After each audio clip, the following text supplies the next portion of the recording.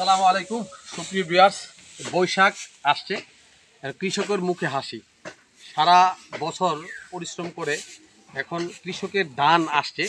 তারা এখন এই বৈশাখে রৌদ্রের তাপে তারা এখন বন থেকে শুরু করে জমি থেকে ধান কাটার পরে আনার পরে মেশিনটা নেওয়ার পরে সেই খড়, অনেকে বলা হয় খড়, অনেকে বলা হয় আমাদের এলাকাতে খড়।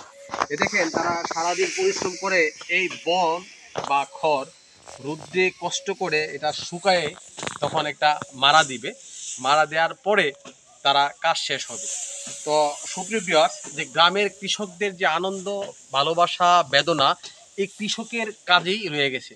তো আশা করি ধানটা লাগানোর পরে কৃষক একটা আশা করে যে তার সোনার যে ধানটা ফলাবে নিয়ে তারা গ্রামগঞ্জে নিয়ে আসবে। আসার পরে ধানটা মারিয়ে বনটা শুকিয়ে তার কাজটা শেষ হবে। তারপরে এই ধানটাই আবার তারা সিদ্ধ করে গুলাই নেবে। তো আশা করি কৃষক বাঁচলে দেশ বাঁচবে। দেখেন যারা সারাদিন পরিশ্রম করে তাদের নিজ ঘরেই যখন এটা কাজটা শেষ করবে তখন বিশাল ব্যাপার। তো আমরা আশা করি কৃষকের জন্য আপনারা সমগ্র দেশবাসী দোয়া করবেন।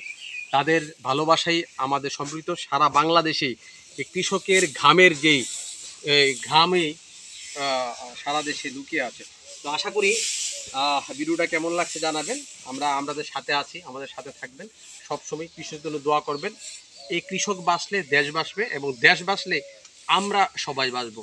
আশা করি কৃষকের মেহনতি ঘামের বিনিময়ে এই ধান চলে আসবে। ধান মারা করার পরেই এখানে চাউলও রূপান্তরিত হবে। এই চাউলই সারা বাংলাদেশে যে ধনী থেকে শুরু করে মধ্যবিত্ত শুরু করে তারাই কিনে আবার খাবে।